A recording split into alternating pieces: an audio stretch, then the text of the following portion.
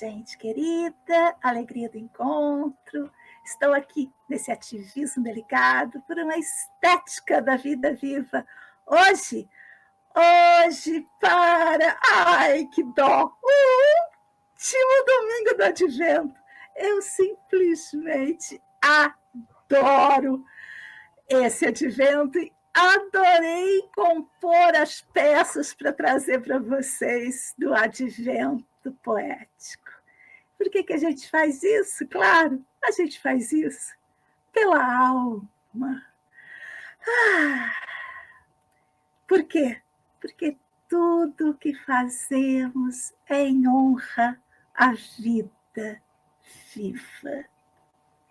E trazendo, claro, uma imagem que também adoro demais, que é a quadrimembração na antropologia antroposófica.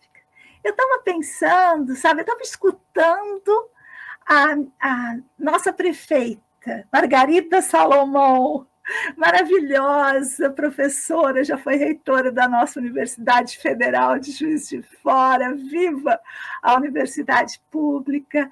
É uma figura incrível essa mulher. E ela estava falando da laicização, do ecumenismo, da racionalidade, da teologia da libertação. E aí eu fiquei pensando, essa antroposofia da imanência que eu faço, guardadas as devidas proporções, também tem essa pegada. Para a liberdade, é uma filosofia da liberdade, ela é um movimento de laicização, porque há um movimento de religiosização, digamos assim, da antroposofia, querendo fazer da antroposofia uma religião. E o movimento da antroposofia da imanência é o oposto disso. Ele é um movimento de laicização. Por quê? Porque não pode ter liberdade se você tem um dogma religioso. Enfim, outras discussões para outros dias. Aliás, discussão que eu venho fazendo aqui durante o Advento, naqueles videozinhos curtos, e que eu faço a vida toda, né, gente? E a outra coisa é esse ecumenismo.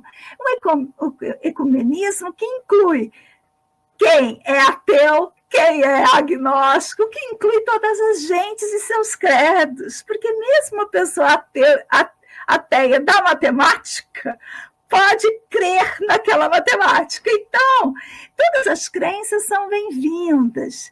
Por quê? Porque o dispositivo que a gente quer criar, ele é aquém e além de dogmas fixos. Enfim, ele usa de imagens, ele usa de coisas, mas isso não é para pequenar o ser a uma determinada crença, mas para que aquele ser em liberdade possa usar esse dispositivo, no caso nosso aqui, o Advento poético, para as suas próprias coisas. Muito bem. E claro, ela falou também de racionalismo. É um racionalismo, a antroposofia da imanência, um racionalismo de cunho spinozano, digamos assim. Por quê? Porque Spinoza, ele põe a razão no lugar onde a razão deve ficar, no corpo todo. Há uma razão, mas não é só intelectual. Enfim.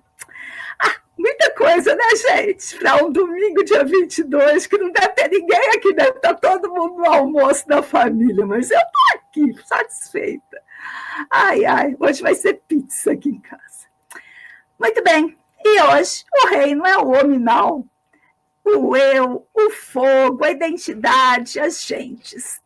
Tem tanta coisa que a gente deveria falar sobre isso, mas eu não quero, não. Eu vou trazer os autores para falar um pouco desse reino. E hoje, vou fazer uma fofoca de Instagram. Domingo, meu dia de ficar fazendo scroll. Eu não fico muito, não, sabe, gente? Eu coloco as coisas lá pelo computador e sigo a vida. Mas no domingo, às vezes, ainda deitada na cama, às vezes já tomei café, voltei, fiquei aquele de bobeirinha, às vezes eu rolo por ali. E aí, hoje eu vi uma imagem que era daquele tipo, você sabia, eu adoro, coisa de criança, mas eu adoro. Se juntar as carnes de todas as gentes, dos 8 milhões de habitantes, eu nem sei se é verdade, mas eu adorei pensar nisso. Juntar todas as nossas carnes juntinhas, assim, fazer uma almôndega gigante, ela vai ter um tamanho tal que cabe, por exemplo, na largura do Central Park, parece que é 1 quilômetro. Você já imaginou uma almôndega gigante? Tudo que a gente faz de bom e de ruim nesse planeta, se a gente tivesse juntinho, a gente seria insignificante. Então, não sei, tem muita coisa aí para pensar sobre esse humano. Eu quero pensar nele, quero pensar que ele ainda vai honrar o seu espalhamento por esse planeta, não é? Vamos em frente. O mote. A palavra aquece minha alma. Aquece. Essa palavra aquece demais a minha alma.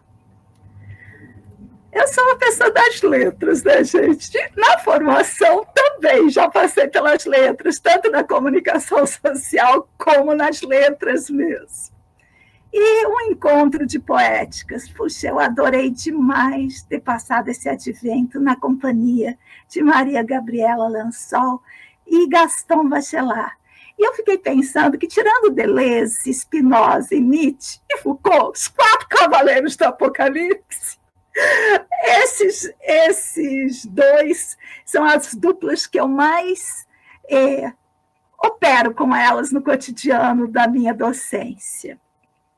E hoje, queria dizer o que diz Lansol. Não existem só as pedras, as plantas, os animais, os humanos e os anjos. Até vou repetir. Eu vou repetir também quando eu estiver lendo. Ela disse, ele disse, mas eu repeti aqui também. Não existem só as pedras, as plantas, os animais, os humanos e os anjos. Há também relações, tensão e sentido. É onde esse meu tu existe. Eu acho isso lindo demais. É disso que o mundo é feito de relações. Falamos disso no caminho do advento todo, todos os caminhos do advento. Preciso mostrar para vocês uma coisa, eu já vou mostrar. Feito de vários mundos e de encontros de figuras. É uma figura essa nossa querida Lansol. E ele, claro, diz, a casa é uma das maiores forças de integração para os pensamentos, as lembranças e os sonhos do ser humano. Sem ela, a casa, o humano seria um ser disperso. Ela mantém o ser humano através das tempestades do céu e das tempestades da vida. É corpo e é alma. É o primeiro mundo do ser humano. Essa citação, eu moro nela. Aliás, as 2 citações, hoje a gente está chegando num lugar que eu diria assim, é o âmago daquilo que eu produzo enquanto conhecimento. Parei um pouquinho aqui para falar para a meia-lua ficar quietinha. Meia-lua é a minha cachorrinha. Ai, ai. Bem, você já sabe dessa minha metodologia micaélica. E hoje, essa metodologia, ela foi lá, eu pensei que eu iria usar só esse meu livro, Uma Escrita e a Restante Vida. Mas resolvi ir nos nossos autores e trazer eles inteiros. Então, eu trouxe o Gaston Bachelard no livro que eu mais uso dele, que é A Poética do Espaço. E trouxe a Geografia de Rebeldes, que é essa trilogia da Maria Gabriela Lansol, que serviu de inspiração para o título desse meu livro, e lá dentro desse livro tem várias citações da Maria Gabriela Lansol. E aqui, olha só, então a trilogia começa com A Restante Vida, depois o Livro das Comunidades e Na Casa de Julho e Agosto. E hoje a gente vai passar por essa geografia de rebeldes. Nossa, mas eu gosto demais disso. Então, uma vontade de ler e pensar. E hoje eu começo diferente. Disseram sobre ela. Tá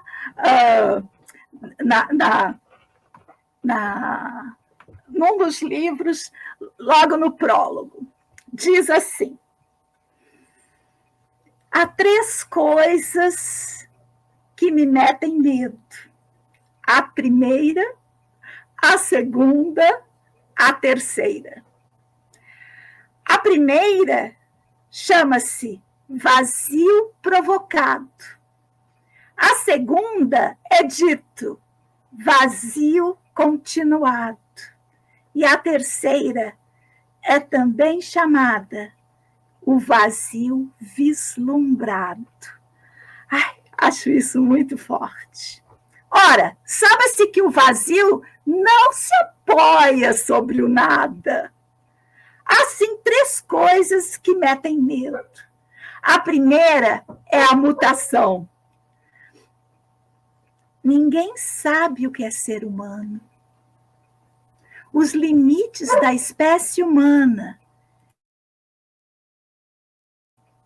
Os limites da espécie humana não são consequentemente conhecidos. Podem, no entanto, ser sentidos. Ah, como disse, 3 coisas que metem medo. A segunda é a tradição, segundo o espírito que muda onde sopra. Ah, pela última vez o digo, 3 coisas que metem medo. A terceira é um corpo a escrever. Ela faz tudo junto, escreve uma palavra só. Corpo a escrever. Um corpo a escrever. Só os que passam por lá sabem o que é isso. O falar e negociar, o produzir e explorar constroem, com efeito, os acontecimentos do poder.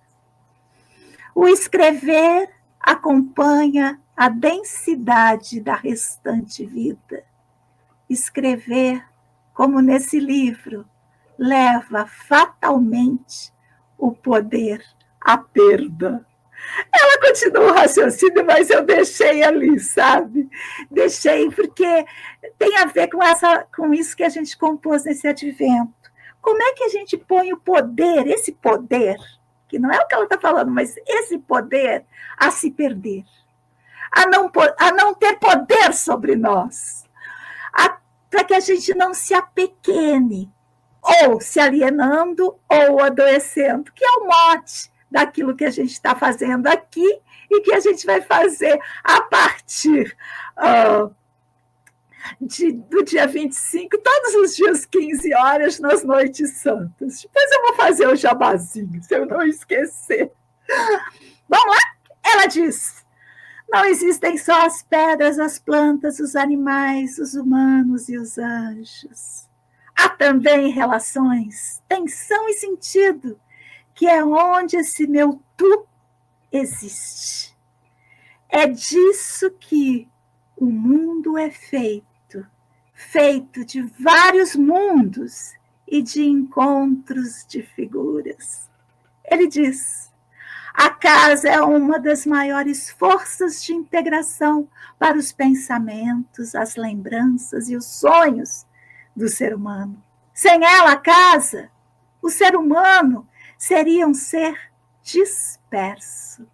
Ela mantém o ser humano através das tempestades do céu e das tempestades da vida.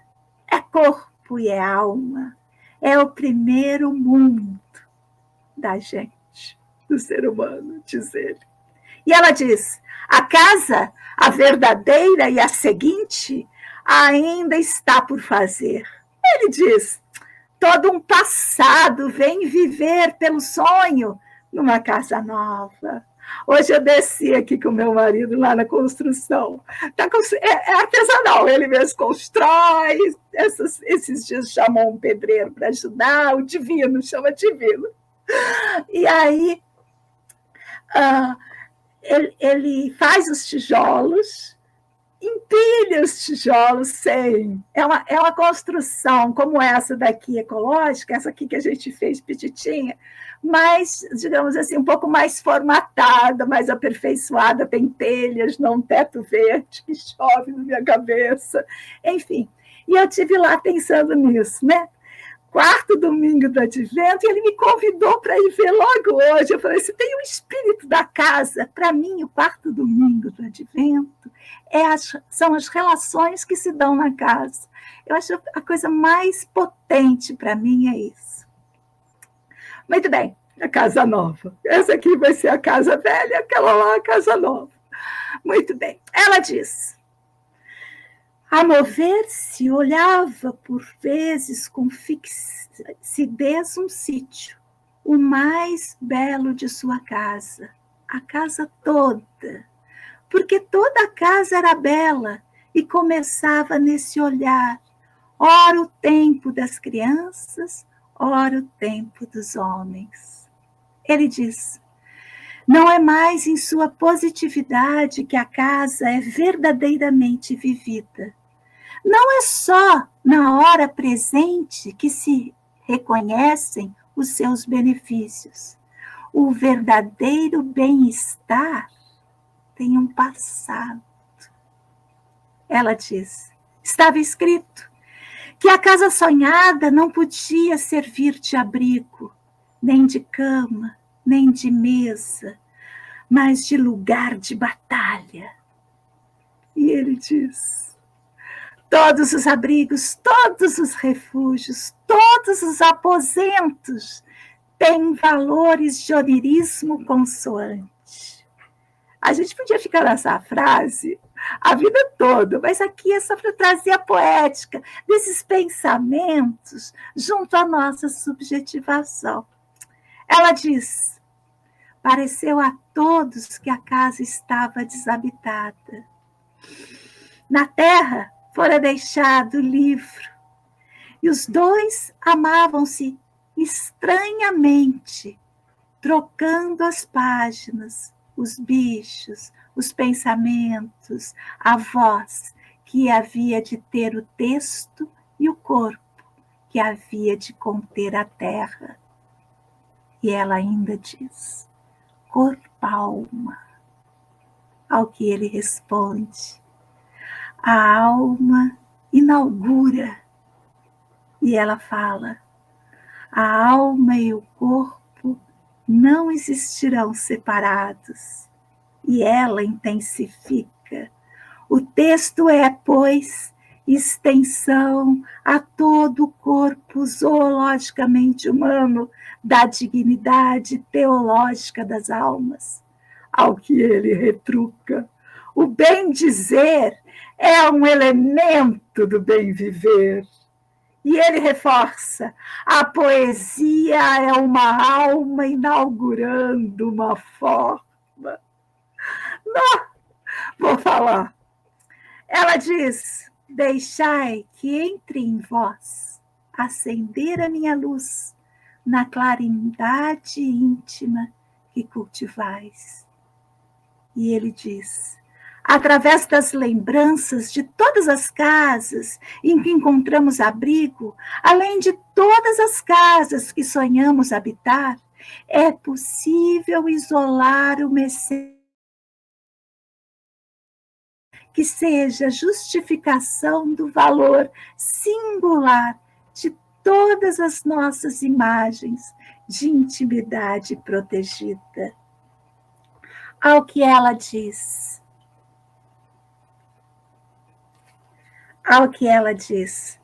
gostaria de ter uma casa imensa para expor meus pensamentos e objetos. A casa grande, enorme, que conteria os perdidos, os objetos, cenas da minha vida, os encontrados e as transformações. Sendo uma casa real, seria estática, um museu. Sendo um pensamento,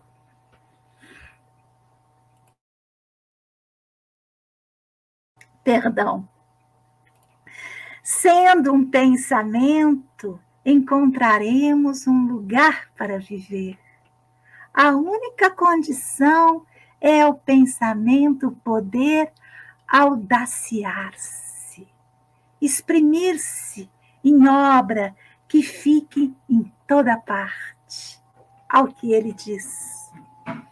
Assim, abordando as imagens da casa com o cuidado de não romper a solidariedade da memória e da imaginação, esperamos fazer sentir toda a elasticidade psicológica de uma imagem que nos comove a graus de profundidade insuspeitos. A casa abriga um devaneio, a casa protege o sonhador, a casa nos permite sonhar em paz. Assim, abordando as imagens da casa com o cuidado de não romper a solidariedade da memória e da imaginação, esperamos fazer sentir toda a elasticidade psicológica de uma imagem que nos comove a graus de profundidade insuspeitos. A casa abriga o devaneio, a casa protege o sonhador, a casa nos permite sonhar em paz. Ao que ela diz, abri a porta da casa de escrever. Gosto dessa imagem da casa de escrever. E entrei nela, estava vazia. Abri a porta da casa de escrever, que estava dentro da casa de escrever. Estava vazia. Passei-me à entrada da casa de escrever que havia nessa segunda casa e senti que o meu objetivo era ficar muito para além da terra, cujas ondas da beleza ressoam, ainda na praia aos meus ouvidos. As casas estavam gastas por nascerem sempre umas dentro das outras, como crianças surdas. A casa da saudação estava mais além, na fímbria do bosque, fora deste jogo exemplar de casas dentro de casas. Olhos dentro de olhos, olhando sempre para o mesmo lugar desabitado. E ele repete: a casa é uma das maiores forças de integração para os pensamentos, as lembranças e os sonhos do ser humano. E acrescenta, nessa integração, o princípio de ligação é o devaneio. Sem ela, a casa, o ser humano seria um ser disperso. Ela mantém o ser humano através das tempestades do céu e das tempestades da vida. É corpo e é alma. É o primeiro mundo do ser humano. Antes de ser jogado no mundo, o ser é colocado no berço da casa. Ela diz, a vida eterna não existe. Ela diz, ela é brava, né? Ela é brava e ele é meigo. Ela diz, a vida eterna não existe. Ele diz, o não eu protege o eu. Ela diz, nessa casa de longe, onde habitualmente era feliz e bem imaginada, formaram-se vagas horas de uma grande tristeza. Ele diz, para confortá-la, porque a casa é nosso canto no mundo. Ela diz: o trabalho da casa apresentava-se-lhe a ela como invencível. Umas após outras, as poeiras se acumulavam e lhe exigiam a poeira e o esforço mental de apagá-las. E ele diz: é preciso procurar na casa múltipla centros de simplicidade. Ao que ela diz: quanto mais a casa está deserta, mais o horizonte é distante. Ele diz: pela luz da casa distante, a casa vê, vela, vigia, espera. E ele completa: porque por sua luz, a casa é humana. Acho que eu vou repetir esse trecho, porque eu acho ele bem o cerne desse quarto advento, dessa relação da casa com esse quarto domingo do advento. Ela diz: quanto mais a casa está deserta, mais o horizonte é distante. Ele diz: pela luz da casa distante, a casa vê, vela, vigia, espera. E ele completa: por sua luz, a casa é humana. Ela diz: fora pela nostalgia que chegaram as palavras. Ele diz: o poeta fala no limiar do ser. Ela diz: eu sou também matéria. E ele diz: a casa natal está fisicamente inserida em nós. Ela diz: a casa leva-me. Ele responde: essa casa com raízes cósmicas. Ela diz: a casa converteu-se num ser da natureza. Ele diz: o ser é imediatamente um valor. Ao que ela diz: deixo-me estar e ficar escrevendo, isto é, acumulando o futuro. Ele diz: o passado, o presente e o futuro dão à casa dinamismos diferentes. A casa, na vida do ser, afasta contingências, multiplica seus conselhos de continuidade. Sem ela, o ser humano seria um ser disperso. Ela mantém o ser através das tempestades do céu e das tempestades da vida. A casa é corpo e alma. Ela compreende e diz: começarei então a acumular as recordações do futuro. Ela diz: eu trabalho com emoções. Ele diz: sou sempre um pouco poeta. A nossa emoção. Somos sempre um pouco poetas e nossa emoção traduz, quem sabe, a poesia perdida. Ela diz: quem me dera poder concluir que tudo acabou com um mínimo de sentido e que solo e sol estão comigo, compreendendo o que eu fiz. Ao que ele responde: quando um sonhador reconstrói o mundo a partir de um objeto que ele encanta com seus cuidados, convencemo-nos de que tudo é germe na vida de um poeta. Muito bem. Então é isso. Eu vou até repetir a frase dela para me despedir um pouco de vocês. Quem me dera poder concluir que tudo acabou com um mínimo de sentido. Muito bem. Uma pergunta para a nossa última semana do Advento, que vai ser curtinha, vão ser só hoje, amanhã e depois já é Natal. O que fortalece minha alma? E a outra pergunta que é muito importante: o que posso fazer para fortalecer nossa alma no mundo. E aí, eu queria agradecer a companhia de vocês e dos nossos queridos autores e trazer um presente de Natal para vocês, na voz dos meus queridos dos meus queridos Rafaéis, só um deles está falando, claro, e escreveu, que é o Rafael Trindade,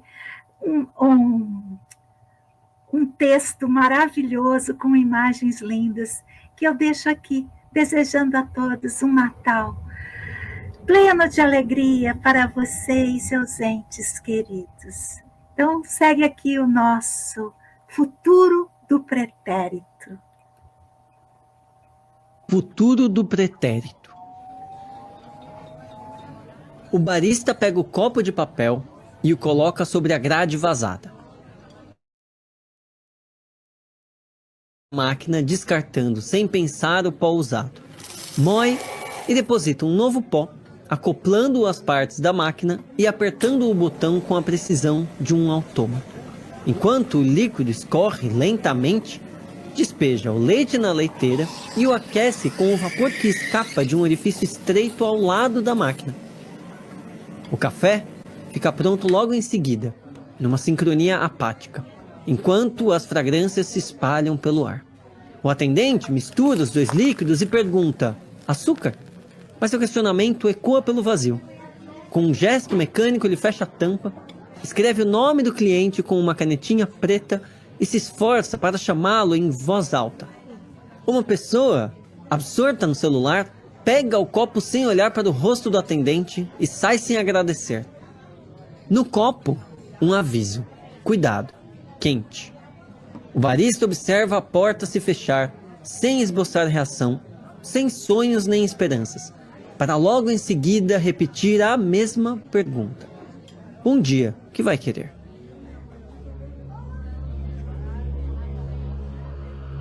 Ninguém ousa falar desse jeito, mas as contrações do nascimento são a maneira mais direta do corpo expulsar uma criança de seu interior.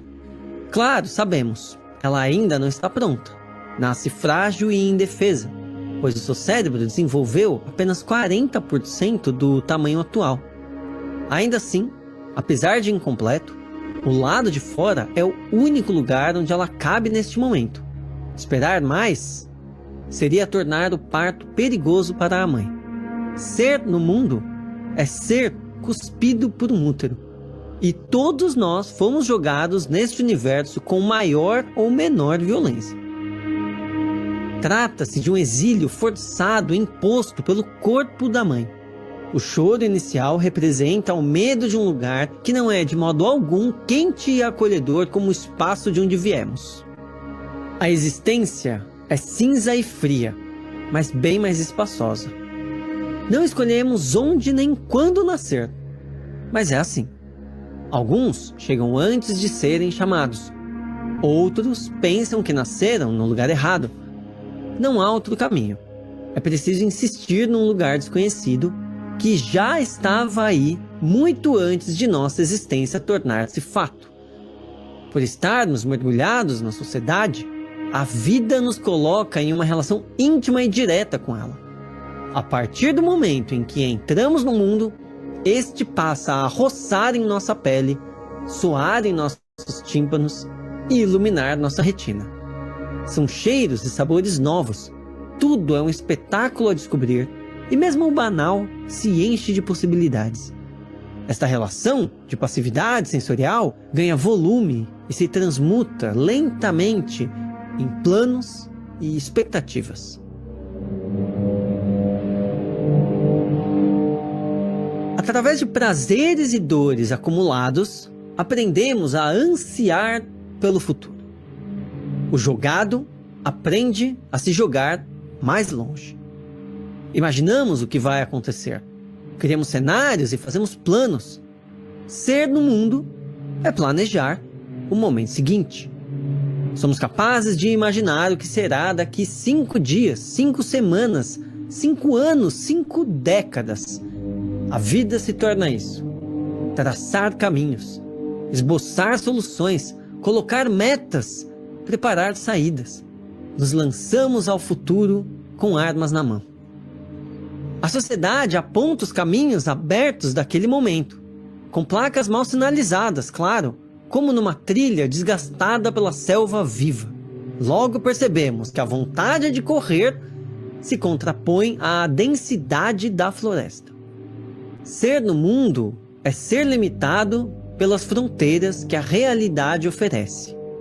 E com o tempo, percebemos que as possibilidades são muito menores do que podíamos imaginar. Quantas vezes não vimos o universo ignorar nossas preces sem oferecer nenhum serviço de atendimento ao cliente? Quantas vezes a realidade tratou com a mais absoluta indiferença nossos anseios mais íntimos? A força ou automatismo da realidade são proporcionais aos nossos anseios, mas não à nossa capacidade de concretizá-los. O futuro faz piruetas no ar.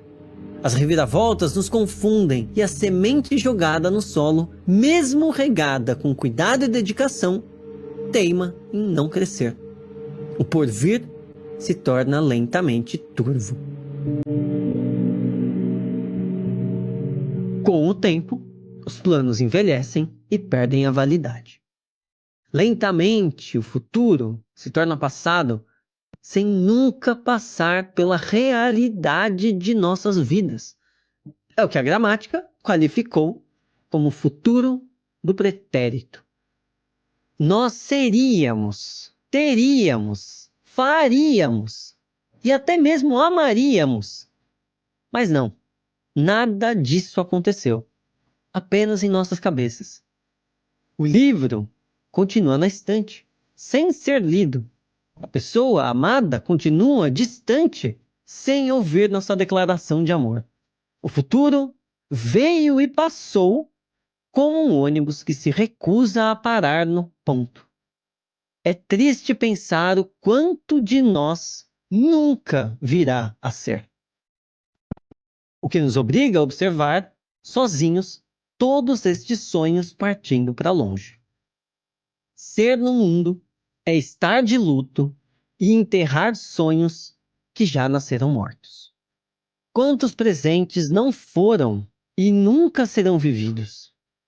O futuro do pretérito mostra como o tempo é misterioso, pois às vezes parece estar em dois lugares ao mesmo tempo. E se imaginávamos muito mais do que a realidade estava disposta a dar, o que dizer dos sonhos que nem pudemos sonhar? Aqueles que não nos deixaram sequer entrever. Talvez isto seja o que há de maior em nós, aquilo que nunca será nem ao menos uma possibilidade. Ser no mundo é, em sua maior parte, nunca realmente ser no mundo. É sonhar e esquecer que sonhou. É desejar e não saber o que. São como galáxias com um brilho colossal, mas que de tão distantes deixaram sua luz escoar de nossa consciência. Afinal, quais os ritos fúnebres adequados aos filhos que morreram por não poder nascer? Talvez a vida seja um grande sonho do qual lembramos apenas de cenas esparsas. Fale-me mais sobre isso, perguntou o analista. Mas é impossível dizer. Existem sonhos que não têm palavras. E, ainda mais longe, existem coisas que não aprendemos nem a sonhar. Muitos falam do iceberg que tem apenas uma ponta de seu enorme volume acima da superfície. Mas poucos veem o mar infinito que o sustenta.